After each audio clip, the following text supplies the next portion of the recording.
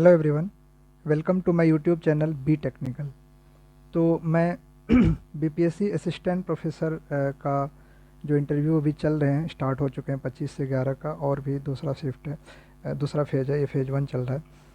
तो उसके रिगार्डिंग मैं ये लेक्चर स्टार्ट किया था, जिसमें मैं आरसीसी अभी लगभग 3-4 लेक्चर ले चुका हूँ, जिसमें अर्थक्वेक है, आरसीसी के 2 लेक्चर हैं, एक फ्लैट स्लैब है। ओके, तो आरसीसी के पैरेलल मैं स्ट्रक्चर एनालिसिस भी स्टार्ट कर रहा हूँ, और ये लेक्चर भी आपको पैरेलली मिलते जाएगा, सो दैट आपके स्ट्रक्चरल पार्ट थोड़ा आप उसमें अच्छे कर पाएंगे।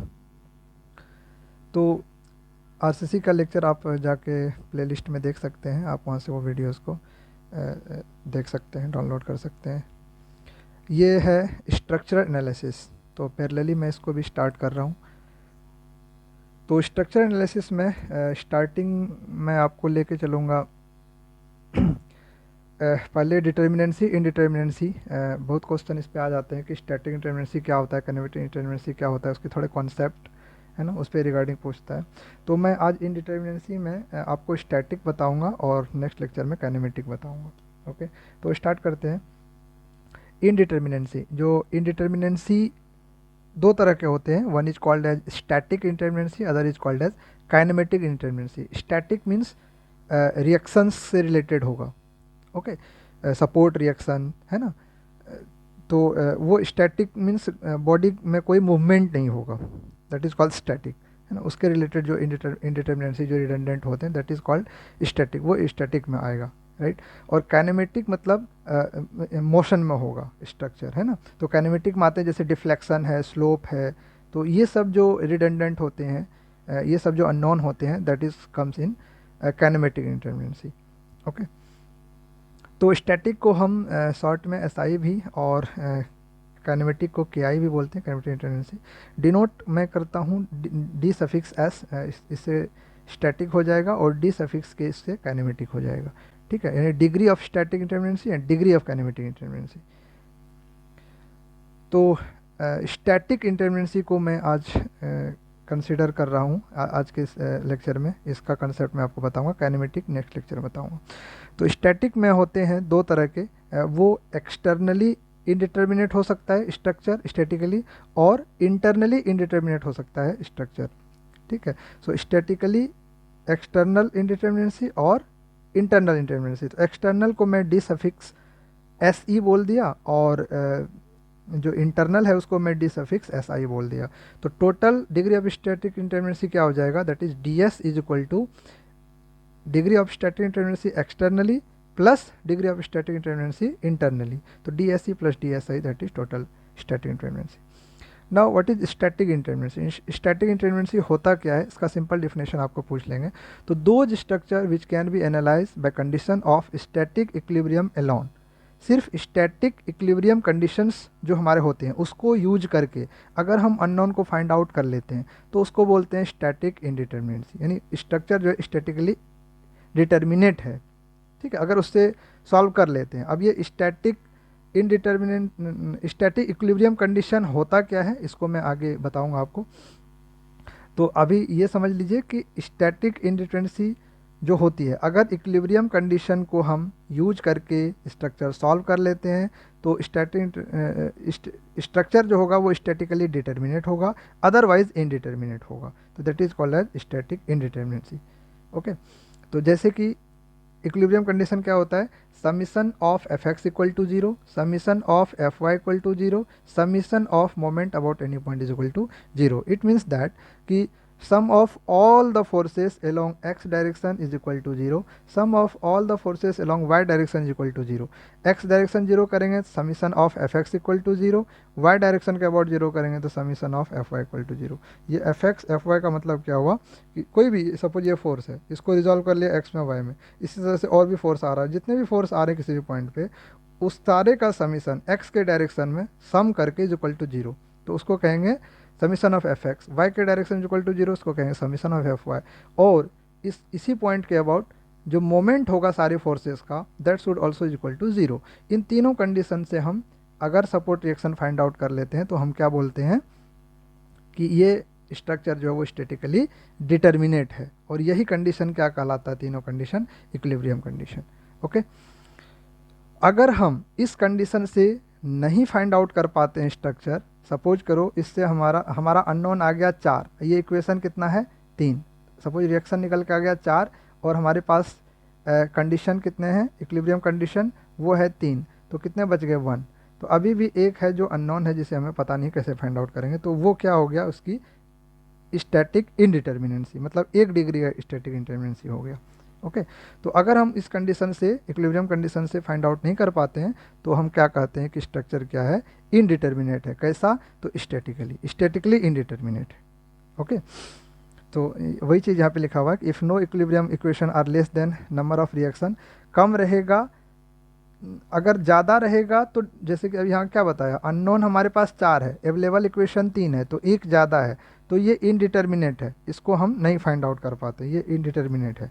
ठीक है, लेकिन कभी कभी क्या होता है, रिएक्शन हमारे पास 2 ही आया निकल के और हमारे पास इक्विलिब्रियम अवेलेबल कितने हैं 3, तो 3 - 2 यानी -1 का आ रहा है, यानी 2 - 3 तो -1 का आ रहा है, तो उसमें क्या है कि लेस देन आया, तो उस केस में स्टैटिकली डिटर्मिनेट तो है लेकिन वो अनस्टेबल होता है।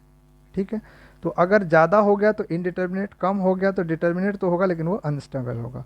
लेकिन ज़्यादा अगर हो गया तो उसी को हम क्या कहते हैं, इनडिटर्मिनेट और रिडंडेंट और हाइपर स्टैटिक, ये अलग अलग टर्म यूज किए जाते हैं, इनडिटर्मिनेट, रिडंडेंट और हाइपर स्टैटिक स्ट्रक्चर। ठीक, तो इस टाइप के जो स्ट्रक्चर होते हैं इनडिटर्मिनेट स्ट्रक्चर, ये डिफ़िकल्ट टू एनालाइज, मतलब एनालाइज करने में थोड़ा सा डिफ़िकल्टी होती है, but are more stable and cheaper, वो ज़्यादा स्टीपर हैं और चीपर होता है, मतलब खर्च भी कम पड़ते हैं, स्ट्रेंथ भी ज़्यादा होता है, लेकिन एनालिसिस में प्रॉब्लम होती है, हमको थोड़ा कॉम्प्लिकेशन आता है।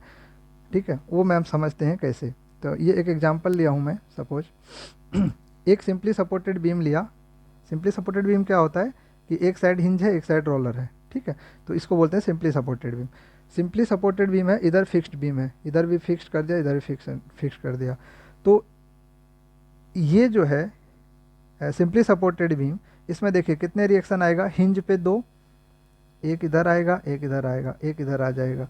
ठीक है, 3 आएगा, ये रोलर है तो रोलर पे एक, और अगर क्या कहते हैं उसको, लोड जो है वर्टिकल है टोटल, तो ये वाला भी 0 हो जाएगा, तो सिर्फ कितने बचेगा 2। तो 2 इक्वेशन हमारे पास, और समीशन एफ एक्स तो ऑलरेडी 0 है ही नहीं, तो 2 अननोन 2 इक्वेशन। ठीक है, तो ये सॉल्व हो जाएगा स्टैटिकली, तो ये क्या हो गया, डिटर्मिनेट स्ट्रक्चर। तो सिंपली सपोर्टेड स्ट्रक्चर क्या हो गया, ये डिटर्मिनेट। और ये क्या हो गया, इसमें देखिए यहाँ पे कितने, 1 2, ये 1 2 और ये मोमेंट। फिक्स सपोर्ट पे 3 रिएक्शन आते हैं। अभी आपको सपोर्ट भी मैं बताऊंगा कि हर सपोर्ट पे कितने होते हैं। जैसे हिंज पे बताया मैंने 2, एक हॉरिजॉन्टल एक वर्टिकल, फिक्स पे 3 आ जाते हैं, एक हॉरिजॉन्टल एक वर्टिकल और एक ये मोमेंट आ जाएगा। ठीक है, तो सपोज ये ए है, ये बी पॉइंट है, तो यहाँ क्या आ जाएगा, एम ए, ये आर ए वर्टिकल या वी ए बोल देते हैं इसको, ये वी ए वर्टिकल, ये एच ए हॉरिजॉन्टल, उसी तरह से बी के पास हो जाएगा। तो 3 3 6, लेकिन ये वर्टिकल लोड है तो हॉरिजॉन्टल वाला तो ऑटोमेटिक 0 हो जाएगा, है ना, तो ये भी 0 हो जाएगा आपका हॉरिजॉन्टल वाला। तो कितने बच गए यहाँ पे, 2 2 4, एक वर्टिकल एक मोमेंट, एक वर्टिकल एक मोमेंट, तो 4 अननोन है और रिएक्शन कितने आ जाएंगे हमारे पास, 2। तो 4 - 2, 4 - 2 तो कितना हो जाएगा 2, तो 2 अननोन हो जाएगा, तो ये क्या हो जाएगा, इनडिटर्मिनेट स्ट्रक्चर, इनडिटर्मिनेट स्ट्रक्चर। तो ये तो समझ गए कि डिटर्मिनेट इंटरमिनेट स्ट्रक्चर हम कैसे बता पाएंगे कि डिटर्मिनेट कौन सा है, डिटर्मिनेट कैसा है। अभी कैसे फाइंड आउट करते हैं वो भी मैं आपको एग्जांपल देके बताऊंगा, बट हम ये समझते हैं कि कैसे मैंने आपको यहाँ टर्म लिखा कि this is difficult to analyse but are more stable and cheaper. कैसे ये स्टेबल है और चीपर है, कैसे ये डिफ़िकल्ट होता है एनालाइज करने में। तो देखिए, इसका जब आप बेंडिंग मोमेंट निकालेंगे, सिंपली सपोर्टेड बीम है और पॉइंट लोड एक्ट कर रहा है पी, तो इसका जो बेंडिंग मोमेंट आएगा वो क्या निकल के आएगा, ये होता है PL/4। ठीक है, इसका जब आप बेंडिंग मोमेंट निकालेंगे तो यहाँ पे भी मोमेंट आएगा, तब इसका सेंटर में आएगा, इस तरह से मोमेंट डायग्राम बनेगा इसका इनडिटर्मिनेट का। तो ये आ जाएगा आपका PL/8, ये आ जाएगा आपका PL/8, ठीक है, और ये पॉइंट भी आ जाएगा PL/8। ठीक, तो PL/8, तो यहाँ पे मोमेंट क्या हो गया, रिड्यूस हो गया, यहाँ पे मोमेंट रिड्यूस हो गया। तो जैसे हमने फिक्सिटी बढ़ाई तो मोमेंट कम हो गया, मोमेंट कम हुआ तो डिफ्लेक्शन कम होगा, क्योंकि इसका डिफ्लेक्शन कैसा होगा, इस तरह से, लेकिन इसका डिफ्लेक्शन कैसा होगा, इस तरह से। ठीक है, तो यहाँ का डिफ्लेक्शन और यहाँ का सेंटर में डिफ्लेक्शन ज़्यादा होगा, तो इनमें डिफ्लेक्शन कम है, इसमें डिफ्लेक्शन ज़्यादा, तो जिसमें डिफ्लेक्शन कम वो बीम क्या हुआ, ज़्यादा स्ट्रॉन्गर हुआ, जिसमें डिफ्लेक्शन ज़्यादा वो कम स्ट्रॉन्गर हुआ। यहाँ मोमेंट भी ज़्यादा, डिफ्लेक्शन भी ज़्यादा, है ना, यहाँ पे मोमेंट भी कम तो डिफ्लेक्शन भी कम, तो this beam is more stronger than this. ठीक है, सो इनडिटर्मिनेट बीम जो होगा ये क्या होगा, स्ट्रॉन्गर होगा, और ये बीम क्या होगा, लेस स्ट्रॉन्गर होगा कंपेरेटिवली। ठीक है, इसलिए डिटर्मिनेट स्ट्रक्चर जो होता है वो एनालाइज करने में, तो ये तो आप तुरंत निकाल लेंगे इसका एनालिसिस करके फोर्स कितने लग रहा है, लेकिन इसका फोर्स निकालने में आपको डिफिकल्टी होगी। इसके लिए हम एडिशनल इक्वेशन यूज करते हैं इंडिटर्मिनेट के लिए, that is called compatibility equation. Compatibility equation, है ना, जैसे कि टोटल स्ट्रेन एनर्जी निकाल लेंगे डेल यू अपॉन जिसके जो रिडंडेंट होगा, हमने एम को रिडंडेंट बोला तो del U upon del M is equal to zero, है ना, इसको जीरो कर देंगे तो यहाँ से एक इक्वेशन मिल जाएगा। फिर डेल यू दो रिडंडेंट है तो दो बार इसको जिसके साथ जो भी रिडंडेंट होगा उसके साथ डिफ्रेंशिएट कर देंगे, first partial derivative is equal to zero, तो उसको कहते हैं कंपैटिबिलिटी कंडीशन। तो वो कंडीशन हम यूज करते हैं इसको फाइंड आउट करने के लिए। ओके, तो ये था इनका कंसेप्ट। नेक्स्ट आते हैं एक्सटर्नल स्टैटिक इंटरवेंसी क्या होता है। अब स्टैटिक इंटरवेंसी समझ गए, इसमें दो होता है, एक एक्सटर्नल और एक इंटरनल। तो एक्सटर्नल मतलब if all the support reaction can be computed by using conditions of static equilibrium alone then such structure are called statically determinate. ये तो हमें अभी हमने आगे देखा है, मतलब पीछे पड़ चुका है कि सिर्फ इक्विलिब्रियम कंडीशन से अगर हम फाइंड आउट कर लेंगे तो हम उसको क्या कहेंगे कि वो स्टैटिकली डिटर्मिनेट है। ओके, फॉर एग्जांपल, तो देखिए यहाँ पे ये एक कैंटिलीवर बीम है, तो कैंटिलीवर बीम क्या है, डिटर्मिनेट बीम होता है। यहाँ पे सिर्फ 3 अननोन रहेगा और वर्टिकल है तो H 0 हो जाएगा, तो 2 अननोन, दो इक्विलिब्रियम कंडीशन अवेलेबल है, तो ये इजीली में क्या हो जाएगा हमारा कौन सा बीम हो जाएगा, डिटर्मिनेट बीम हो जाएगा। ठीक है, कैंटिलीवर। इसी में अगर हम ये प्रॉप रिएक्शन लगा दे रहे हैं तो ये इनडिटर्मिनेट बीम हो जाएगा। तो डिटर्मिनेट बीम को जब आप एनालाइज करोगे तो वहाँ पे ये जो पैरामीटर होता है EI, इसको बोलते हैं फ्लेक्सर रिजिडिटी, इन सब की ज़रूरत नहीं पड़ती है। ठीक है, ये होता है यंग्स मॉडुलस, ये होता है I is the moment of inertia, EI को बोलते हैं फ्लेक्सर रिजिडिटी। तो इसकी ज़रूरत नहीं पड़ती डिटर्मिनेट के लिए, लेकिन इनडिटर्मिनेट के लिए इसकी ज़रूरत पड़ती है। ठीक है, जो अभी आपको मैंने बताया था जब आप कंपैटिबिलिटी कंडीशन यूज करते हैं। तो इसी में हम लेके चलते हैं कि सपोज कीजिए कोई भी जो अननोन रिएक्शन है इनके सारे, उसको मैं बोल दिया RE, let RE is the total number of external independent support, जितने सपोज कीजिए यहाँ पे 3 आ गए। तो इस तरह से हमने बड़ा स्ट्रक्चर भी हो सकता है, तो जितने अननोन हो जाएंगे रिएक्शन उसको मैं RE बोल दिया। Okay, let E is the total number of static equilibrium available.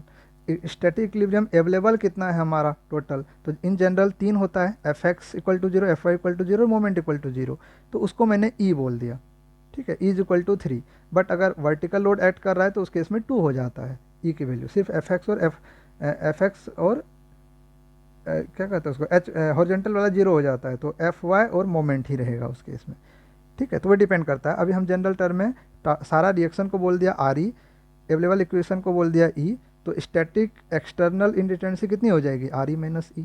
ठीक है, तो RE हमारा ये जनरल फॉर्म में हो जाएगा RE minus 3, RE minus E, और E हमारा 3 हमको पता है इसलिए RE माइनस 3 हो जाएगा। तो ये हो गया एक्सटर्नल इंडिटेंसी कैसे फाइंड आउट करेंगे। ठीक, तो इसके लिए हमें क्या होगा, हमें सब रिएक्शंस पते होने चाहिए कि जब तक हमको सपोर्ट पता नहीं रहेगा तब तक हम रिएक्शन नहीं फाइंड आउट कर पाएंगे। तो इसको निकालने से पहले हम देख लेते हैं कि सपोर्ट रिएक्शन क्या क्या होता है। तो टाइप्स ऑफ सपोर्ट और नंबर ऑफ रिएक्शंस, जैसे कि पहले 2D की बात करें, स्ट्रक्चर 2D में भी हो सकता है और 3D में हो सकता है। 2D मतलब प्लेन स्ट्रक्चर, 3D मतलब स्पेस स्ट्रक्चर। तो 2D मतलब देखिए अगर फिक्स सपोर्ट है 2D में, फिक्स मतलब क्या होता है, अभी आप ऊपर देखा आपने, सारे बता चुका हूँ मैं। फिक्स इस तरह से होता है। ठीक, ये देखिए ये हो गया फिक्स सपोर्ट। तो फिक्स सपोर्ट पे कितना, एक हॉरिजॉन्टल, एक वर्टिकल, एक मोमेंट, 3 आता है, तो फिक्स सपोर्ट पे 3, Rx R Y M Z. इसीलिए सिमिलरली हिंज, ये हिंज है, हिंज पे कितना होगा, एक हॉरिजेंटल एक वर्टिकल, तो एक हॉरिजेंटल एक वर्टिकल दो, फिक्स पे तीन, हिंज पे दो, और रोलर सपोर्ट पे एक। रोलर इस टाइप का होता है ना, तो ये इधर उधर मूव कर सकता है, ठीक है। तो सिर्फ एक रिएक्शन आएगा इधर, हॉरिजेंटल में तो कुछ नहीं होगा क्योंकि ये मूव कर सकता है दोनों डायरेक्शन में, वर्टिकल में रेसिस्ट करेगा, तो सिर्फ एक आता है रोलर पे। तो फिक्स पे तीन, हिंज पे दो, रोलर पे तीन। एक होता है गाइडेड रोलर, तो गाइडेड रोलर यहाँ समझिए कि ये दोनों के बीच में एक गाइडेड रोलर इस तरह से लगा हुआ है, ठीक है। तो गाइडेड रोलर में क्या होता है, एक रिएक्शन आएगा इस तरह से और एक मोमेंट आएगा, ये जो रेड कलर का दिखाया हुआ है, तो दो रिएक्शन इस पे आता है। जिस डायरेक्शन में लगा, हॉरिजेंटल वर्टिकल में लगा रहेगा तो इस तरह से हॉरिजेंटल रिएक्शन आ जाएगा, एक मोमेंट आ जाएगा, हॉरिजेंटल में लगा रहेगा तो इस तरह से वर्टिकल रिएक्शन आएगा, एक मोमेंट आ जाएगा, तो दो आता है इस पर, तो इसको कहते हैं गाइडेड रोलर। तो गाइडेड रोलर में हमेशा दो सपोर्ट रिएक्शन आएगा, एक रिएक्शन एक मोमेंट का, ठीक है। तो ये आपको ध्यान में रखना है कि सपोर्ट रिएक्शन कैसे होता है, ठीक है। ये 2D का केस में बताया। सिमिलरली 3D के केस में क्या हो जाएगा, जैसे फिक्स सपोर्ट है तो 3D केस में क्या हो जाएगा, 6 R X R Y R Z, M X M Y M Z, मतलब तीनों डायरेक्शन में मोमेंट भी आएगा, ठीक है। तो तीनों डायरेक्शन में रिएक्शन, तीनों डायरेक्शन मोमेंट, तो टोटल कितने हो जाएंगे, 6। सिमिलरली हिंज पे 2D केस में 2 था, इसमें कितना हो जाएगा, 3 R X R Y R Z, ठीक है। रोल हिंज पे मोमेंट तो जीरो होता है, मोमेंट तो आएगा नहीं। अब आ गया रोलर। रोलर पे कंडीशन है कि एक भी आता है दो भी आता है, डिपेंड करता है रोलर लगाए कैसे हैं, है ना। जिस डायरेक्शन में लगाएगा उस डायरेक्शन में एक आएगा बस, लेकिन अगर इंक्लाइंड है तो फिर दो हो सकता है, तो 1 और 2 डिपेंड करता है वो कि रोलर लगा कैसे रखें, ठीक है। तो ये हो गया 3D के केस में सपोर्ट रिएक्शन, तो इसको आपको ध्यान में रखना है एक्सटर्नल निकालने से पहले। अब आते हैं डिफरेंट केसेस पे। तो केस 1 कि 2D स्ट्रक्चर है और ट्रस है या पिन जॉइंटेड फ्रेम है, तो पिन जॉइंटेड फ्रेम को ही ट्रस कहते हैं। पिन जॉइंटेड मतलब क्या होगा कि वो रिजिड नहीं है, सिंपल सी बात है ना। तो ऑल ट्रस जो होता है वो क्या होता है, पिन जॉइंटेड होता है। तो थोड़ा सा हम जान लें कि ट्रस होता क्या है। तो ट्रस में क्या है कि पिन जॉइंटेड एक तो होती है, पिन जॉइंटेड मतलब मोमेंट जीरो हो जाएगा, ठीक है। मोमेंट जीरो हो जाएगा और लोड जो होगा वो एक्सली अप्लाइड होगा। Load applied only eight the joints, सिर्फ जॉइंट पे अप्लाई होगा। और मेंबर में जो लोड होगा, सपोज करो ये ट्रस है, ये मेंबर है, ये मेंबर है, इस तरह से यहाँ तीन पिन जॉइंटेड से तीनों ट्रस कनेक्टेड है। तो इस मेंबर में जो फोर्स लगेगा वो एक्सली लगेगा, कंप्रेशन या टेंशन, कंप्रेशन या टेंशन, ठीक है। और इस जॉइंट पे जो होगा, जॉइंट पे जो जॉइंट से अटैच होगा, यहाँ पे मोमेंट क्या होगा, रिलीज हो जाएगा, मोमेंट जीरो हो जाएगा, ठीक है। तो सिर्फ एक्सियल फोर्स एक्ट करेगा ट्रस में, ओके। सेल्फ वेट नेग्लेक्ट करके चलते हैं ट्रस का, मेंबर का सेल्फ वेट क्या होता है, नेग्लेक्ट करके चलते हैं। अब member has only axial reaction, ये मैं आपको पहले बता चुका हूँ। तो अब हम निकालते हैं कि ट्रस के केस में स्टैटिक डिटरमिनेंसी कैसे निकालेंगे। तो again let there are M number of member, मान लीजिए वही एक छोटा सा ट्रेंगल का ट्रस है, तो इसके टोटल मेंबर 3 है, तो उसको मैंने एम मान लिया। So M is the number of member, total number of internal reaction is M, तो जितने मेंबर है उसी में एक्सेल फोर्स लगेगा, तो उतने क्या हो जाएंगे, इसके रिएक्शन हो जाएंगे। तो total number of internal reaction is M, जितने मेंबर उतने reaction. Each joint of the truss can have 2 equation of equilibrium, ये मैं इंटरनल बता रहा हूँ, एक्सटर्नल में बता चुका हूँ। ईच ज्वाइंट, देखिए एक ज्वाइंट पे क्या होगा, have 2 equation of equilibrium, 2 equation लगेगा इक्विलिब्रियम का, एक एक्स डायरेक्शन में एक वाई डायरेक्शन। मोमेंट तो ऑलरेडी रिलीज हो चुका है, वो जीरो हो गया, तो एक एक्स एक वाई मोमेंट लगेगा, ठीक है। एक एक्स डायरेक्शन में और एक वाई डायरेक्शन में फोर्स लगेगा, ठीक। तो उसका इक्विलिब्रियम कंडीशन जो होगा दो ही होगा, एक्स में और वाई में, okay.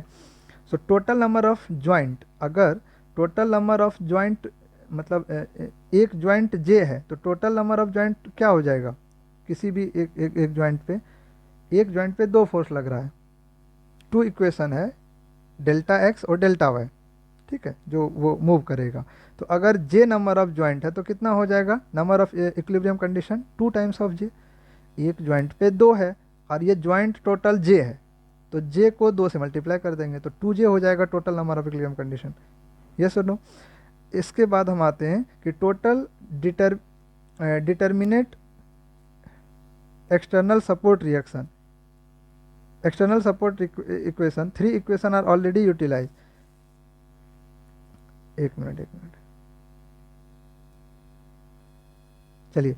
To determine external support reaction 3 equation are already utilise, तीन इक्वेशन ऑलरेडी यूटिलाइज हो चुके हैं। So available equilibrium equation to find internal reaction is क्या हो जाएगा 2j माइनस 3। तो टोटल इक्विलिब्रियम इक्वेशन क्या हमारा एक एक ज्वाइंट पे दो, तो टोटल कितने हो जाएगा 2j, चूँकि नंबर ऑफ ज्वाइंट्स कितने हैं j, तो 2j। अब माइनस अवेलेबल इक्विलिब्रियम इक्वेशन कितने हैं 3, तो 2j माइनस 3। ठीक है, तो ये हो गया आपका 2j माइनस 3। अब हम आएंगे, हमारे पास रिएक्शन कितने थे m मेंबर है तो m रिएक्शन, तो m रिएक्शन में अवेलेबल इक्वेशन हमारा कितना हो जाएगा 2j माइनस 3। तो m माइनस 2j माइनस 3 ये हो जाएगा degree of internal static indeterminacy. So m minus 2j minus 3, m क्या है हमारा रिएक्शन है, j ज्वाइंट है, और अगर कंबाइन कर दें तो 2j minus 3 number available equation हो जाएगा। तो ये ट्रस का केस था। सिमिलरली ट्रस में भी 2D केस था, यही अगर 3D का केस रहेगा तो जहाँ पे 2j था वहाँ 3j हो जाएगा, एक्सटर्नल रिएक्शन 3 की जगह 6 हो जाएगा, तो 3j माइनस 6 हो जाएगा, तो m माइनस 3j माइनस 6 ये 3D के केस में आ जाएगा। ठीक, अगर रिजिड है 2D रिजिड स्ट्रक्चर है, तो रिजिड में दो तरह के स्ट्रक्चर होते हैं, एक ओपन स्ट्रक्चर, एक क्लोज स्ट्रक्चर। अगर ओपन स्ट्रक्चर है तो वो हमेशा जो है डिटर्मिनेट होता है ओपन स्ट्रक्चर। जैसे कि ट्री है, ट्री ओपन स्ट्रक्चर कंसेप्ट पहले समझ लीजिए। ओपन स्ट्रक्चर क्या होता है, ऐसा स्ट्रक्चर जिसको अगर हम दो पार्ट में डिवाइड करें तो वो इक्वली स्प्लिट हो जाए दो पार्ट में, कहीं से भी कट करें तो वो इक्वली दो पार्ट में स्प्लिट हो जाए, तो उसको कहेंगे ओपन स्ट्रक्चर। जैसे ये ब्रांच है, इसको मैं यहाँ से कट करूँ तो ये ब्रांच टोटल इस पेड़ से अलग हो जाएगा, तो that is called open structure. तो ओपन स्ट्रक्चर ऑलवेज क्या होता है स्टैटिकली डिटर्मिनेट होता है, इंटरनली डिटर्मिनेट होता है। If a rigid frame has open structure like tree, then it is always internally determinate, जो मैं आपको समझा चुका हूँ। Beam are always internally determinate, जैसे बीम है तो बीम भी ऑलवेज क्या इंटरनली डिटर्मिनेट ही होता है। ठीक है, तो बीम के केस में भी हम डिटर्मिनेट नहीं निकालते हैं, तो सिर्फ किस में आएगा निकल के क्लोज फ्रेम में। ठीक है, फ्रेम है और अगर क्लोज है तो ओपन स्ट्रक्चर नहीं क्लोज स्ट्रक्चर है।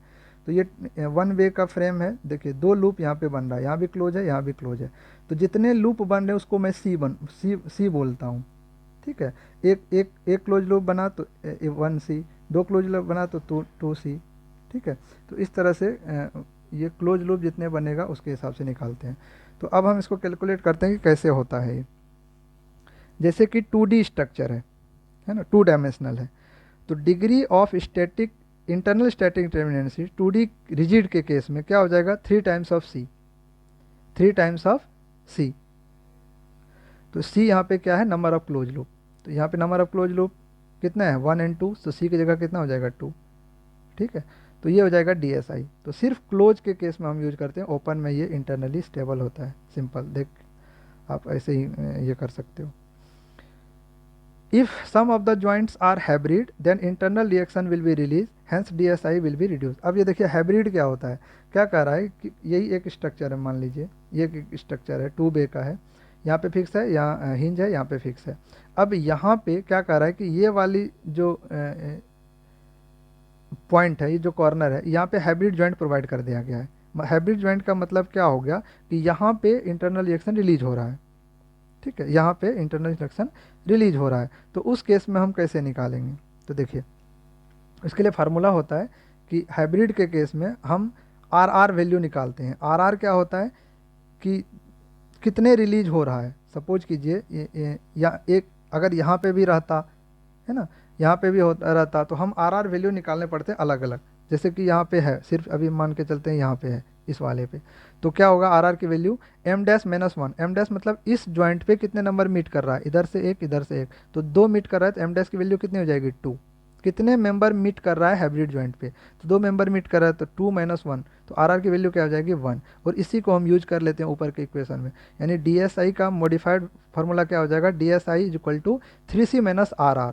तो ये टर्म तब हम यूज करेंगे जब हाइब्रिड प्रोवाइड किया रहेगा, कि किसी भी स्ट्रक्चर में अगर हाइब्रिड जॉइंट प्रोवाइड किया गया है। अगर 2 रहता है यहाँ पे, तो यहाँ पे 1 निकल के आया आर की वैल्यू, यहाँ पे निकल के आएगा 1, तो 1 + 1 2, तो यहाँ आर की वैल्यू क्या हो जाती है 2। ठीक है, सिमिलरली अगर 3D के केस में रहा सेम चीज़, तो DSI जो हो जाएगा वो 3D रिजिड के केस में क्या हो जाएगा 6c, 2D में 3c, 3D में 6c, और अगर हाइब्रिड जॉइंट प्रोवाइड किया रहेगा तो क्या हो जाएगा 6c माइनस आर। ओके, बस मॉडिफिकेशन क्या है कि 2D के केस में आर की वैल्यू m डैश माइनस 1 था सिंपल, लेकिन 3D के केस में क्या हो जाएगा 3 times of m dash minus 1। ठीक, तो ये चीज़ें आपको ध्यान में रखना है। आर आर की वैल्यू मॉडिफाई हो जाएगा 3D केस में, तो 3 times of M dash minus one, M dash again will be same, that is M dash equal to, M dash क्या है, number of meeting member at the joints. ठीक है। So total static इंटरमिटेंसी कैसे निकालेंगे हम, अब हमने एक्सटर्नल भी निकाल लिया, इंटरनल भी निकाल लिया, तो D S is equal to D S E plus D S I. अब डी एस ई भी मैंने आपको बता चुका हूँ कि डी एस ई क्या होता है, आर ई माइनस थ्री, जो मैं आपको बताया था, और डी एस आई क्या बताया मैंने, अलग अलग आपको केस में दे के बता दिया, अलग अलग केस समझा के बता दिया। तो उस तरह से आप निकाल लीजिए, दोनों को जोड़ दीजिए, तो टोटल स्टैटिक इंटरमिटेंसी निकल जाएगा, इंटरनल प्लस एक्सटर्नल। अब अगर ds की वैल्यू जीरो हो गई तो स्ट्रक्चर क्या होगा, स्टेबल होगा और डिटर्मिनेट होगा। और अगर इसकी वैल्यू जीरो नहीं हुई, ये लेस देन भी जीरो हो सकता है, ग्रेटर देन भी जीरो हो सकता है, लेस देन जीरो हुआ तब भी स्ट्रक्चर क्या होगा, डिटर्मिनेट होगा, लेकिन अनस्टेबल होगा, स्टेबल नहीं होगा। और अगर ग्रेटर देन जीरो हुआ तो उस केस में क्या होगा, स्ट्रक्चर स्टेबल भी होगा, स्टीफ भी होगा, लेकिन डिटर्मिनेट नहीं होगा, इनडिटर्मिनेट हो जाएगा। ओके, इन सब के बावजूद कंडीशन है, देखिए D S equal to zero, तो स्ट्रक्चर क्या हुआ, स्टेबल और डिटर्मिनेट तो है, लेकिन इसके साथ साथ कंडीशन क्या है कि वो नॉन पैरेलल होनी चाहिए, नॉन कॉन्करेंट होना चाहिए, नॉन ट्रिवियल। अब मैं आपको ये टर्म बता देता हूँ। नॉन पैरेलल मतलब कि सारे सपोर्ट रिएक्शन पैरेलल नहीं होनी चाहिए, फिर वो अनस्टेबल हो जाएगा। और नॉन कॉन्करेंट मतलब एक ही पॉइंट पे सारे फोर्स नहीं लगनी चाहिए। ठीक है, एक तो पैरेलल नहीं होनी चाहिए, एक ही पॉइंट पे सारे फोर्स नहीं लगनी चाहिए, दैट इज नॉन कॉन्करेंट, है ना। अगर एक पॉइंट पे लग गया तो कॉन्करेंट हो गया, तो वो अनस्टेबल हो जाएगा। तो नॉन कॉन्करेंट होना चाहिए, नॉन पैरेलल, नॉन कॉन्करेंट। और नॉन ट्रिवियल क्या है कि जैसे कि ये सिंपली सपोर्टेड है, तो इसकी मैग्नीट्यूड हो गया 50, इसकी मैग्नीट्यूड हो गया 0.25, तो ऐसा नहीं होना चाहिए कि एक ही बहुत ज़्यादा मैग्नीट्यूड आ रहा हो एक रिएक्शन का, एक का बहुत कम आ रहा हो। तो नॉन ट्रिवियल, यानी नॉन ट्रिवियल होना चाहिए, ट्रिवियल नहीं होनी चाहिए। ठीक है, तो इस कंडीशन को फुलफिल करनी चाहिए। ओके, तो यहाँ पे कुछ एग्जाम्पल हैं, एग्जाम्पल नहीं, ये मैं आपका वही फार्मूला डिराइव करके बताया, D S C plus D S I. जैसे कि डी एस सी बताया था आर ई माइनस थ्री, और D S I 2D truss के केस में डी एस आई बताया था M minus two J minus three. तो दोनों को जोड़ दीजिए तो ये कंबाइंड फार्मूला निकल के आएगा R E plus M minus two J. तो डी एस की वैल्यू क्या हो जाएगी 2D ट्रस के केस में, M plus R E minus two J, M plus R E minus two J, M plus R E minus two J. ठीक है, M क्या है, इंटरनल रिएक्शन है, यानी मेंबर जो भी होगा वही इंटरनल रिएक्शन हो जाएगा ट्रस के केस में। आर ई क्या है, एक्सटर्नल रिएक्शन है, और टू जे, जे ज्वाइंट है, और एक ज्वाइंट पे दो निकल के आता है, डेल्टा एक्स डेल्टा वाई, तो 2 टाइम्स हो जाएगा। तो M plus R E minus two J, ये हो जाएगा 2D ट्रस के केस में। 3D ट्रस के केस में यही फार्मूला थोड़ा सा मॉडिफाइड हो जाएगा, M plus R E minus three J, two J की जगह थ्री जे आ जाएगा। 2D रिजिड के केस में मैं आपको बताया डी एस की वैल्यू आप डायरेक्टली इस फार्मूले से भी निकाल सकते हैं, 3m plus R E minus three J minus R R. R R यहाँ पे क्या है, जहाँ पे हाइब्रिड ज्वाइंट होगा तो वहाँ पे इंटरनल रिएक्शन रिलीज होगा, तो ये आर आर आपको फाइंड करके उतना माइनस कर देना है। तो 3m plus R E minus three J, ये होता है मेन फार्मूला। अगर आर आर मतलब इंटरनल हाइब्रिड रिएक्शन दिया हुआ है, हाइब्रिड ज्वाइंट दिया हुआ है, तो आर आर की वैल्यू आपको फाइंड करना है और उसको माइनस कर देना है इस फार्मूला में से। आर आर कैसे फाइंड करोगे, एम डैश माइनस वन। ठीक है, ये 2D के केस है इसलिए M dash minus one. 3D के केस में रहेगा तो यही फार्मूला मॉडिफाई हो जाएगा, 3m की जगह 6m हो जाएगा, 6m plus R E minus three J की जगह 6j, यहाँ 3j है तो यहाँ 6j आ जाएगा, माइनस आर आर, और आर आर की वैल्यू क्या हो जाएगी 3D केस में 3 times of M dash minus one. तो ये फार्मूला यूज करके आप निकाल सकते हैं। यहाँ पे मैं कुछ एग्जाम्पल लिया हूँ, देखिए ये एक सिंपली 2D स्ट्रक्चर है, ट्रस है ये। तो यहाँ पे देख लीजिए सपोर्ट रिएक्शन, हिंज है हिंज है हिंज है, तो यहाँ पे हिंज पे दो, यहाँ भी दो, यहाँ पे दो, कितने हो जाएंगे टोटल रिएक्शन 6। मेंबर कितने हैं 1 2 3 4, 4 मेंबर हैं, और ज्वाइंट कितने हैं 1 2 3 4, ज्वाइंट 4 हैं, 1 2 3 4, 4 ज्वाइंट हैं। सबको मैंने पुट किया, डिग्री ऑफ स्टैटिक इंटेंसिटी निकल के आया -1। ठीक है, -1 नहीं, डी एस एक्सटर्नल आया 3, इंटरनल आया -1, तो दोनों को जब जोड़ दिए तो डिग्री ऑफ स्टैटिक इंटेंसिटी निकल के आ गया 2। तो इस तरह से आप ये फाइंड आउट कर सकते हैं। आई होप कि स्टैटिक इनडिटर्मिनेंसी जो है वो आपको कॉन्सेप्ट क्लियर हो गया होगा। नेक्स्ट लेक्चर में मैं काइनेमेटिक डिस्कस कर दूंगा, सो दैट स्ट्रक्चर का ये पार्ट कवर हो जाएगा। Okay, all the best, bye bye, take care.